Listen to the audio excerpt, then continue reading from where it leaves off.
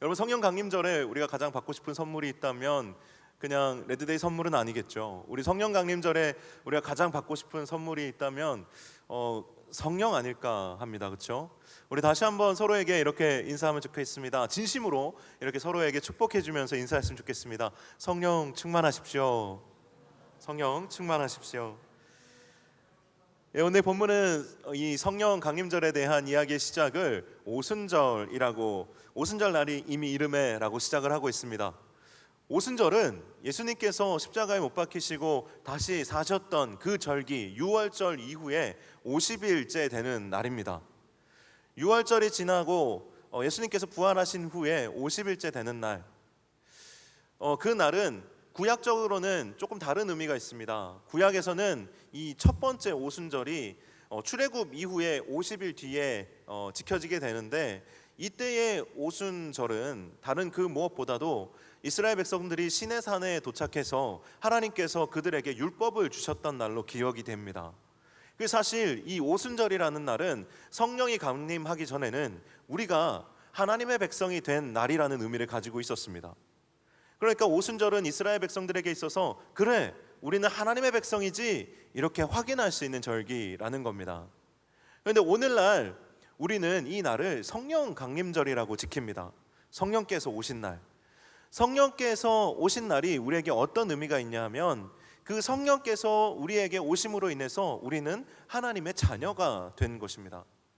그리스도인이 된 증거로 우리에게 주시는 것이 있다면 성령인데, 그것이 강력하게 임한 날이 바로 오순절, 성령 강림절입니다. 그래서 우리는 이 성령이라는 것에 대한 이해 없이, 내지는 이 성령이라는 것에 대한 체험 없이는 우리 자신을 그리스도인이라고 하기가 어렵고, 그리고 또 성령 없이는 교회를 말하기가 어렵습니다. 오늘 본문에 나타나는 성령님은 과연 어떤 분이신가 우리가 좀 살펴봤으면 좋겠습니다. 오늘 우리가 함께 이 주제 영상을 보면서 느낄 수 있었던 것은 성령께서 어떻게 임하셨는가를 좀 느낄 수 있었을 것 같아요. 왜냐하면 오늘 본문에 보면 하늘로부터 급하고 강한 바람 같은 소리가 있었다라고 표현하고 있습니다. 먼저 성령은 우리 가운데 눈에 보이지 않지만 바람 같은 분으로 임하시는 분이라는 겁니다. 그리고 두 번째로 성령이 불의 혀처럼 갈라지는 것으로 그들 가운데 임했고, 또한 우리 가운데 임하신다라고 이야기합니다. 이것은 뭐냐면, 먼저는 이 바람 같은 소리로, 그리고 두 번째로는 이 불꽃 같은 모습으로 우리 가운데 임하신다라는 건데, 먼저 바람 같은 소리, 이것이 어떤 의미가 있는가 살펴보면, 구약에 보면 하나님께서 인간을 창조하실 때 그 한 줌 먼지에 불과한 이 사람에게 하나님께서 생명을 불어넣으시니까 그가 곧 사람이 되었다라고 이야기합니다. 그가 생명이 되었다라고 합니다. 그 코에 생기를 불어넣으시자 생명이 되었다라고 이야기합니다. 여러분, 성령은 생기입니다. 우리에게 진정한 영적인 생명을 주는 것이 성령입니다. 우리의 생명의 근원이 되시는 분이 성령이시라는 겁니다. 그래서 성령이 우리 가운데 임하실 때 우리의 심령에 회복이 일어납니다. 소생케 되는 은혜가 우리 가운데 임합니다. 그것을 경험한다라는 거예요. 성경에 보면 에스겔서에 마른 뼈들의 골짜기가 에스겔의 환상 중에 등장합니다. 인자야, 이 뼈들이 과연 다시 살 수 있겠느냐? 에스겔이 그것에 대해서 차마 대답하지 못합니다. 그때 하나님께서 동일하게 생기를 그곳 가운데 불어넣으실 때 그 마른 뼈들이 살아나는 기적을 그는 환상 속에서 경험하게 됩니다. 성령은 그처럼 마른 뼈와 같은, 우리의 삶이 그처럼 마른 뼈와 같은 삶을 살아가고 있다 할지라도 성령이 우리 가운데 임하시면 능히 다시 일어날 수 있고 살아날 수 있다는 것을 보여줍니다. 두 번째로 오늘 불의 혀처럼 갈라지는 것들이 성령의 모습으로 묘사되고 있습니다. 성령은 불이라는 겁니다. 불이 어떤 의미가 있을까요? 이 세상의 불은 다른 어떤 것을 소멸함으로써 존재합니다. 그렇죠? 내가 불은 탐으로써 존재한다라 그러죠. 다른 것을 태움으로써 존재합니다. 하지만 성령의 불은 다릅니다. 모세가 떨기나무 아래에서 하나님께 소명을 받을 때에 그 떨기나무는 불이 붙어 있었습니다. 하지만 그 떨기나무에 붙은 불은 떨기나무를 소멸하지 않습니다. 그 떨기나무에 붙었던 불은 스스로 타는 불이었습니다. 하나님의 성령은 본인이 스스로 존재하는 것을 나타내는 소멸한 그런 불꽃이면서 동시에 오히려 눈에 보이지 않는 것을 정렬하고 소멸하는 불입니다. 무엇을 소멸하느냐? 우리 안에 있는 부정한 것들, 우리 가운데 있는 죄악된 것들, 우리의 과거들, 적절하지 않은 것들, 정말 하나님께 나오는데 방해가 되는 것들을 소멸하는 불이십니다. 그래서 그 성령의 불 앞에 서면 우리는 헛된 인간의 욕망이 정제되어지고 하나님의 나라를 향한 거룩한 불꽃이 우리 가운데 점화되는 것을 경험할 수가 있습니다. 하나님의 열정으로 우리를 거듭나게 하는 불이고, 더러운 세속적 욕망이나 육체적 정욕을 불살라버리고 거룩한 열망과 또 갈망을 불러일으키는 불이 바로 성령의 불입니다. 우리는 보통 어떠한 불에 사로잡혀 살아갑니까? 우리는 사실 성령의 불에 사로잡혀 살아갈 때보다는 돈에 대한 열정이나 돈에 대한 목마름을 사로잡혀서 살아갈 때가 여러 번 많지 않습니까? 돈이 우리의 삶의 아주 중요한 부분들을 결정하는데 기준이 되는 역할을 합니다. 그리고 또 몸이 편한 것이, 또 몸이 즐거운 것이 우리의 열정의 동인이 됩니다. 내가 더 즐겁고 싶어서, 내가 더 편안하고 싶어서 우리 안에 열정이 올라옵니다. 사실 이런 것들은 성령을 통해서 사실 정제되어야 할 열정들입니다. 이 두 가지, 생기로서의 성령, 그리고 또한 소멸하는 불로서의 이 성령, 뜨거운 열정을 주는, 비전을 주고 소망을 주는 그러한 성령은 이미 경험하신 분들도 계실 것이고, 또 아직 별로 그렇게 깊이 체험해보지 못한 분들도 계실 것입니다. 하지만 이것들은 어떻게 보면 눈에 보이는 증거들은 아닙니다. 그래서 이러한 부분들은 내적인 증거, 성령께서 우리 가운데 임하셨을 때 나타나는 내적인 증거들이라고 할 수가 있을 것 같습니다. 하지만 이 영적인 세계에서 일어나는 일들은 단순히 내적인 증거만으로는 충분하지 않습니다. 외적인 증거가 수반되어야 합니다. 보이지 않는 내면적인 것들이 그것을 경험한 사람에게는 매력적일 수 있지만, 그냥 이렇게 귀로 들었을 때 여러분 정말 목사님 이야기를 들어보니까 진짜 성령 충만해야겠구나, 진짜 내가 성령으로 충만해지고 싶다, 이런 마음이 드십니까? 여기 계신 분들은 그냥 지금까지는 그냥 제가 느끼기에는 막 진짜 성령 충만하고 싶다 이런 느낌으로 보이진 않습니다. 우리 서로 한번 옆에 있는 지체들의 눈을 한번 마주쳐 보시겠습니까? 졸린 눈인지 아니면 정말 성령 충만하고 싶은 눈인지 정직하게. 오늘 저는 이 시간이 여러분에게 정말 성령 충만하고 싶은 그러한 예배의 시간이기를 저는 소망합니다. 할렐루야. 아멘. 그렇습니다. 성령이 우리 가운데 임하시면, 성령이 충만하게 되면 나타나는 외적인 증거들이 있습니다. 눈에 보이는 증거들이 있다라는 거예요. 오늘 본문에는 이 제자들의 모습 속에서, 성령 충만함을 입었던 사람들의 모습 속에서 변화가 일어난 것을 보여줍니다. 이들이 각 나라의 방언으로 말을 합니다. 이들이 또한 하나님 나라의 큰 일을 말하기 시작합니다. 그리고 그들로 인하여서 그 주변이 소란스럽고 소동이 일어나게 됩니다. 분명히 이들이 성령 충만한 것이 내적인 어떤 회복, 내적인 어떤 변화로 끝난 것이 아니라 외적인 파급력이 있었다라는 것이죠. 여러분, 교회 안에 어떠한 소동들이 일어납니까? 교회 주변에 어떠한 소동들이 많이 일어나죠? 성령 충만함으로 인한 그런 어떤 소동들이 많이 일어납니까? 아니면 그냥 인간적인 여러 가지 트러블과 문제들로 인한 소동들이 많이 일어납니까? 사실 성령 충만함으로 인한 소동들보다는 사실 여러 가지 문제들로 인한 소동들이 교회 안에는 늘상 따라다닙니다. 너무 안타까운 현실이죠. 어떤 소동들이 있습니까? 제일 소동이 많이 일어나는 데가 어디예요? 저는 보면 교회 지하 주차장이 소동이 제일 많이 일어나는 데예요.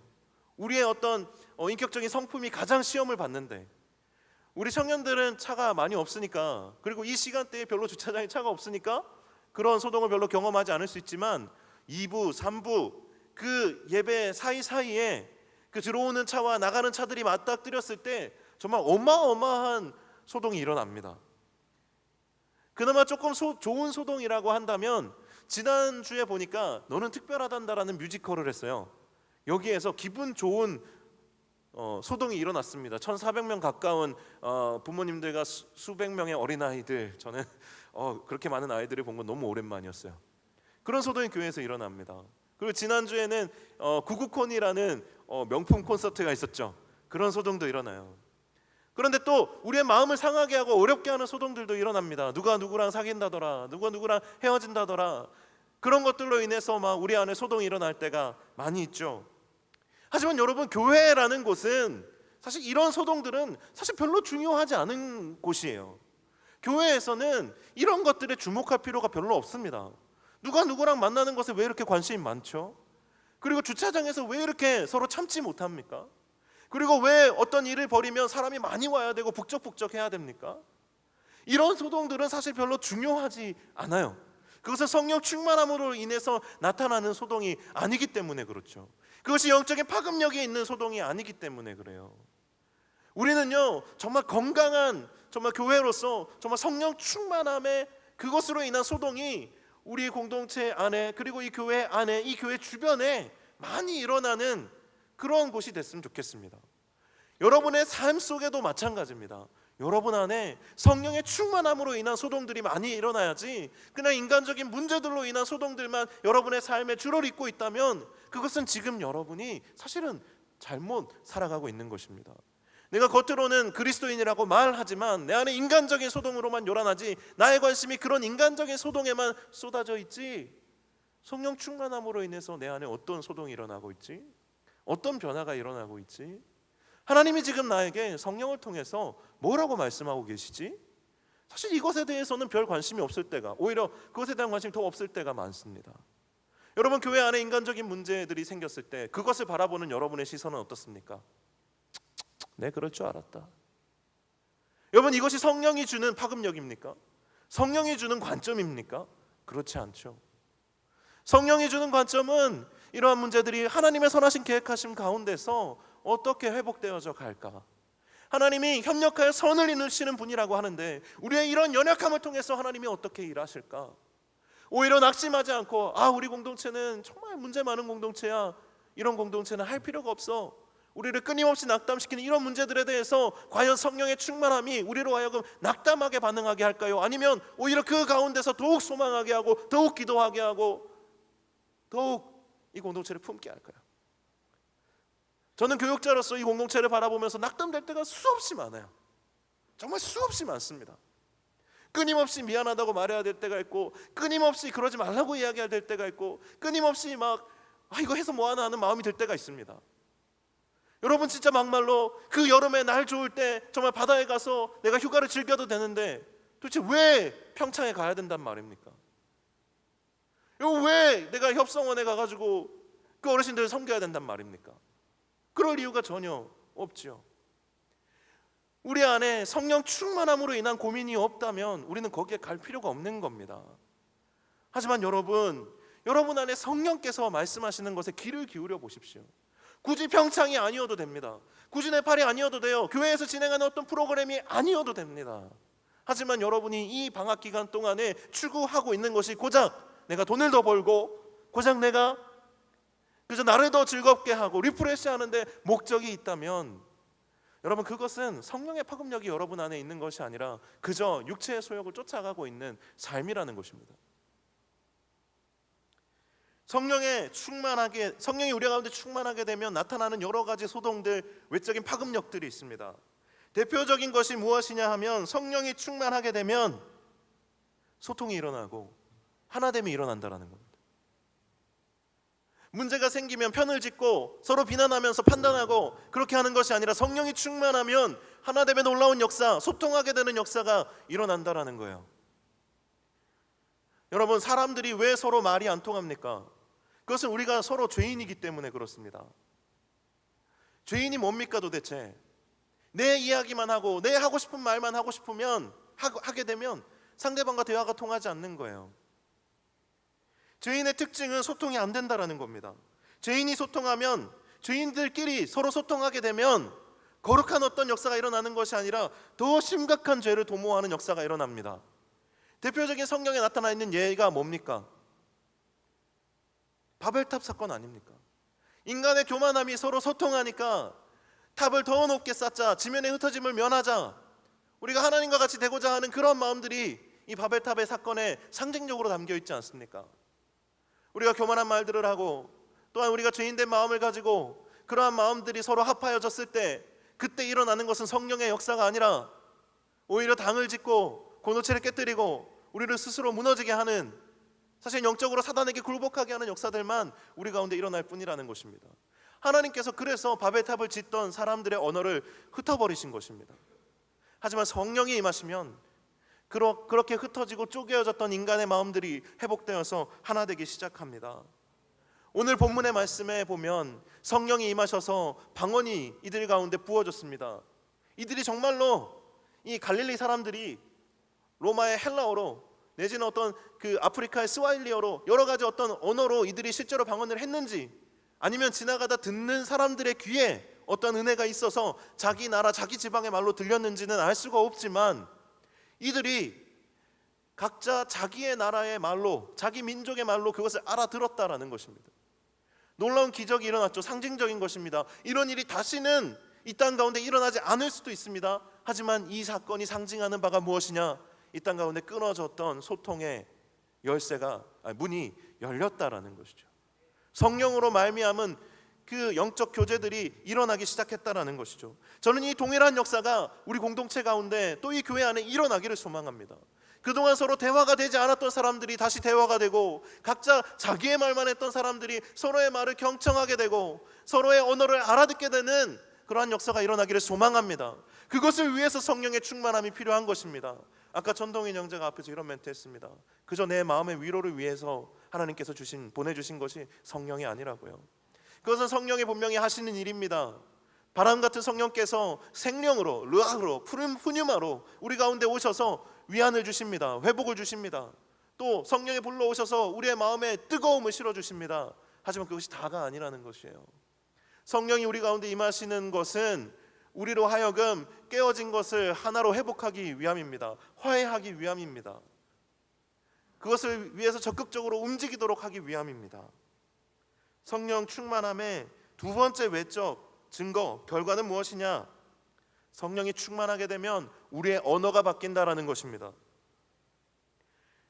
언어의 변화에 있어서 아주 중요한 포인트가 있습니다. 그것은 뭐냐면 그 언어의 주어가 바뀐다라는 것입니다. 내가가 아니라 하나님께서, 주님께서 주어가 바뀐다라는 것입니다. 사랑하는 여러분, 별 볼 일 없던 사람이 하나님 나라의 큰 일을 말하는 사람으로 변화된 것이에요. 제자들이 방언을 하는데 그 내용을 들어봤더니 하나님, 우리의 인생이 너무 고달픕니다. 로마의 압제가 너무나도 버겁습니다. 하나님, 우리를 독립시켜 주십시오. 그런 것이 아니라 하나님의 나라의 큰 일을 말했다라고 기록하고 있습니다. 우리의 언어가 바뀌는 것입니다. 우리의 관심이 바뀌게 되는 것입니다. 말이라는 것은 우리의 속에 무엇이 있는가를 보여주는 겁니다. 사실은 그 사람의 말을 들어보면 그 사람 안에 무엇이 있는지를 알 수가 있습니다. 여러분, 셀 모임에서 나눔을 할 때 부담스러운 이유가 도대체 뭡니까? 물론 내가 말주변이 없고, 물론 내가 나를 오픈하는 것이 좀 사람들의 보기에 조심스럽고 어려워서 그럴 수 있습니다. 얼마든지 그럴 수 있습니다. 하지만 여러분, 이 소그룹에서 나눔을 할 때에 정말 아무런 나눔을 할 것이 없다면, 이야기할 것이 없다면 여러분 한번 스스로를 돌이켜봐야 됩니다. 내 마음에 하나님이 없는 것은 아닌가? 여러분, 내가 흥분하면, 화가 나면 얼마나 말이 빨라집니까? 할 말이 많아집니까? 내가 당장 누군가와 싸울 때는 내가 말을 못해요. 꿀먹은 벙어리처럼 말 못하더라도 집에 돌아오면서 생각해보면 하지 못한 말이 얼마나 많은지. 여러분, 그렇지 않습니까? 다음에 만나면 내가 이 말 꼭 해야지. 원망하는 말, 불평하는 말, 평가하는 말, 비판하는 말, 내 안에 있는 불만을 가지고 할 수 있는 말들은 얼마든지 할 수 있습니다. 진짜 저는 자신이 있어요. 진짜 1시간 내도록 불평할 자신이 있습니다. 2시간 내도록 원망할 자신이 있어요. 남 탓할 자신이 있습니다. 3시간 동안 저는 공동체 비판할 수 있어요. 우리 공동체에 뭐가 문제인지 다 할 수 있습니다. 그런데 왜 거룩한 나눔은 못하냐는 거예요. 왜 하나님의 마음을 나누지는 못하냐는 거예요. 우리의 마음 가운데 원망과 비판과 그런 무절제함은 있지만 우리 안에 사실은 하나님에 대한 거룩한 갈망, 하나님이 무엇을 원하실까? 하나님이 기뻐하시는 것은 무엇일까? 하나님 지금 나에게 무엇을 말씀하시는가?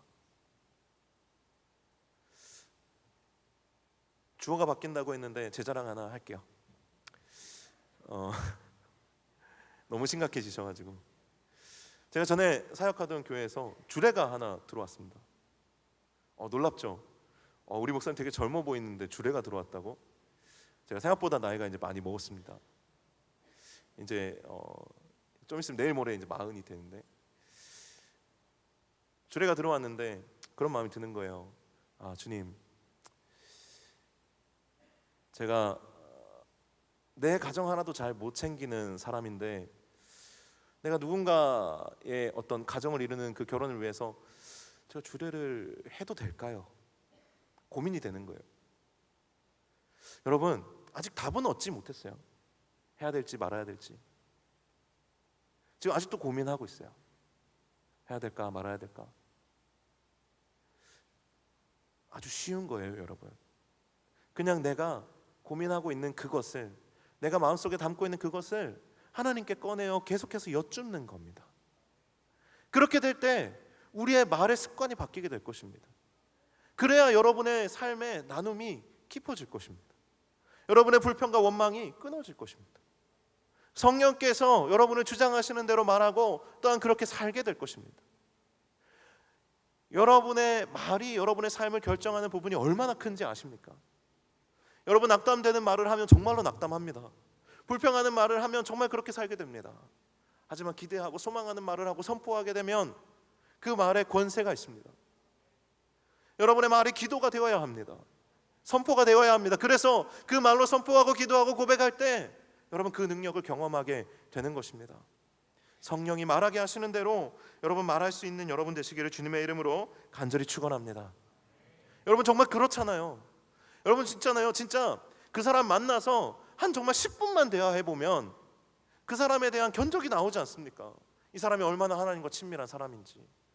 교회에서 만난 사람이지만 이 사람 모태신앙이라고 하지만 진짜 만나서 10분만 대화해 보면 이 사람이 정말로 신실한 하나님의 사람인지 그냥 교만세요, 그냥 교회에서 만난 세상 오빠인지 그냥 바로 알 수 있어요. 사랑하는 여러분, 정말 여러분 성령 충만하게 되셔서 여러분의 말이, 여러분의 그 말을 내뱉는 그 마음이 좀 하나님 앞에서 변화되는 것을 경험하는 여러분 되시길 축복합니다. 마지막으로요, 성령 충만하게 되면요 성령의 권능을 경험하게 됩니다. 저는요 여러분에게 진짜 성령의 권능으로 막 죽은 자를 살리라고 요구하지 않아요. 여러분 그런 기적은요 진짜 정말 우리에게 있어서 막 없어서는 안 될 그런 기적 아닙니다. 정말 우리에게 필요한 그런 어떤 성령의 권능이 뭐냐면 사실은 뭐 어떤 병을 고치고 죽은 자를 살리는 것이 아니라 그 한 사람을 주님께로 돌아오게 하고 그 한 사람의 영혼을 변화시키는 그런 권능이 우리한테 사실은 필요한 거예요. 그런데 나 자신 하나도 하나님 앞에서 변화시키지 못하는 그런 권능 수준이라면 그것이 여러분 어떻게 다른 누군가를 변화시킬 수 있겠습니까? 앞서 말했던 그런 나의 마음을 변화시키고 내 입술을 그렇게 하나님께서 주장하게 하시는 그런 훈련들이 필요하고요. 그리고 그 이후에 오늘 이 성령의 권능을 추구하는 것이 필요합니다. 사람을 변화시키는 능력. 두려움에 떨던 제자들이 성령의 충만함을 덧입으니까 정말 복음에 대해서 목숨을 건 사도들이 됐습니다. 이것이 가능하게 한 것이 성령이었어요. 이렇게 말하면 좀 예수님께 죄송하지만 예수님이 공생에 3년 동안 하지 못하신 일을 물론 예수님이 그렇게 다 깔아놓으셨는지는 모르겠지만 성령이 오셔서 한 방에 해결하신 겁니다. 도대체 무엇이 이 제자들로 하여금 그 두려워하고 소심하고 숨어 지내고 맨날 서로 내가 높다, 네가 높네, 내가 높네 이렇게 다투던 자들이 어떻게 하루아침에 이렇게 변할 수가 있단 말입니까? 우리 중에도 두려움이 많습니다. 그렇죠? 여러분 뭐가 제일 두려워요? 여러분 여기 앉아있는 여러분 뭐가 사실 제일 두렵습니까? 사실 이 강단에서 고통, 죽음 이런 얘기 많이 합니다. 그런데 여러분 정말로 이런 거 두렵습니까? 아직 여러분 젊어서 그런 거 잘 모르잖아요. 진짜 인생의 고통을 여러분 아십니까? 진짜 여러분 죽음의 두려움과 공포를 여러분 아세요? 실감이 안 나잖아요. 여러분이 진짜 무서워하는 게 뭐예요? 여러분이 진짜 무서워하는 거 사실 돈이잖아요. 내가 정말 가난하고 찌질하게 살까 봐. 여러분 무서워하는 거 그거잖아요. 내가 돈 없이 가난하고 찌질하게 살까 봐. 그리고 또 한 가지 얘기해 볼까요? 사람에게 버림받을까 봐. 여러분 무섭잖아요. 결국 여러분 돈하고 관계잖아요. 여러분 돈 때문에 그렇게 불안해서 정말 하나님 앞에서 지킬 거 못 지키고 여러분 비겁하게 살잖아요. 사람에게 버림받을까 봐 두려워서 여러분 복음 전하는 거 다 타협하잖아요. 그렇지 않습니까? 제가 거기에 대해서 자유하기 때문에 이런 얘기하는 거 아닙니다. 여러분이 거기에 매여서 살기 때문에 그것이 하나님이 정말 그리스도인으로 하여금 그리스도인에게 대하여서 기대하는 삶의 방식이 아니기 때문에 여러분에게 이 도전을 하는 겁니다. 성령 충만하지 않으면 여러분이 아무리 오랫동안 예수를 알았다고 해도 여러분 그거 넘어설 수 없습니다. 돈에 대한 두려움, 버림받을 것에 대한 두려움, 성령 충만함을 구하지 않으면 넘을 수 없습니다. 절대 넘을 수 없습니다. 여러분 신앙생활은 두려움이 없어지는 게 아닙니다. 예배 드리면서 그냥 예배라는 어떤 주사 한 대 맞고 가면 일주일 동안 두려움이 없어진다. 그러면 대한민국 모든 사람이 교회로 오겠죠. 일주일에 한 번 여기서 주사 맞으면 되는데 은혜를 맞으면 되잖아요. 그런데 왜 사람들이 교회에 안 옵니까? 그것은 이 예배가 여러분의 두려움을 없애줄 수 있는 것이 아니기 때문에 그렇습니다. 여러분의 두려움은 없어지지 않습니다. 돈에 대한 두려움, 사람에 대한 두려움, 아무리 예배를 뜨겁게 드려도 그 두려움 없어지지 않아요. 그런데 성령 충만하면 두렵지만 그것을 뛰어넘을 수 있게 해주십니다. 두려움을 여전히 품고 있지만 그럼에도 불구하고 거기에 휩쓸려 가지 않도록 나를 지켜줍니다. 그래서 하나님 앞에서의 내 자리를 지킬 수 있게 도와주십니다. 그게 성령이 하시는 일입니다. 성령이 우리로 하여금 고통에 대해서 무감각하게 해주시는 게 아니라는 거예요. 극단적인 상황에서는 그렇게 해주실 수 있죠. 정말 과거에 이 순교의 어떤 위협 가운데 있는 갇혀서 정말 극심한 고통을 당하는 사람이 이런 간증을 했다고 해요. 찬송을 부르면 아프지가 않더래요. 그런 역사가 일어날 수 있죠. 성령의 안에서 그런 신비적인 역사가 일어날 수 있습니다. 하지만 일반적이고 일상적인 우리의 삶 가운데 그런 식으로 고통을 없애주시진 않아요. 오히려 그 고통을 뛰어넘을 수 있도록 함께 해주시고 또한 그것을 뛰어넘을 수 있도록 옆에서 격려해 주시고 그렇게 해주시는 거예요. 하나님 앞에서의 내 자리를 지킬 수 있도록 해주시는 게 성령의 역사입니다. 예수님께서 그것을 우리에게 보내주시겠다라고 약속하시고 그것에 대한 응답이 오순절의 성령 강림 사건이었습니다. 오늘 우리에게도 동일합니다. 사도행전 1장 8절의 말씀이 있습니다. 오직 성령이 너희에게 임하시면 너희가 권능을 받고 예루살렘과 온 유대와 사마리아와 땅끝까지 이르러 내 증인이 되리라 하시니라. 여러분 이 구절의 말씀은 그냥 어떤 예수님의 캐치프레이즈가 아닙니다. 카피라이트가 아닙니다.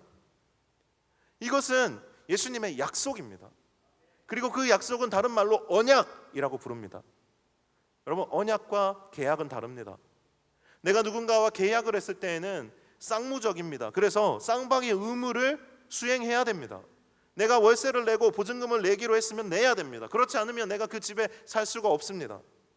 그런데 하나님께서 또 예수님께서 우리에게 하시는 약속들은 언약입니다.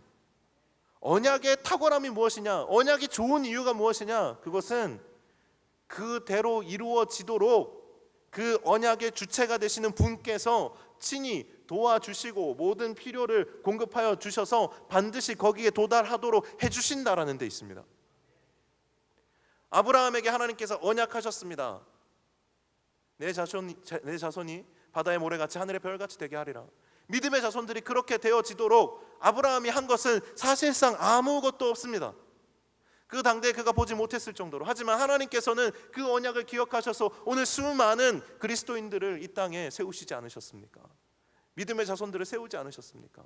실제로 이스라엘 백성이라는 그 많은 무리들을 이 아브라함의 그 씨 중에서 하나님께서 취하지 않으셨습니까? 사랑하는 여러분, 성령을 보내어 주시겠다. 너희가 성령이 너희에게 임하시면 너희가 권능을 받고 예루살렘과 온 유대와 사마리아와 땅끝까지 이르러 내 증인이 되리라. 이것은 어떤 예언을 떠나서 반드시 그렇게 될 것이다. 내가 그렇게 되게 하겠다라는 의미를 가지고 있습니다. 사랑하는 여러분, 그렇게 되시기를 축복합니다. 정말 복음을 들고 땅 끝까지 나아갈 수 있는 그러한 열정과 생명력이 우리 가운데 회복되기를 소망합니다. 그냥 그저 그런 스캔들만 가득한 인생이 아니라 정말 그것을 뛰어넘는 정말 그러한 은혜가 우리 가운데 있기를 주님의 이름으로 간절히 축원합니다. 아멘.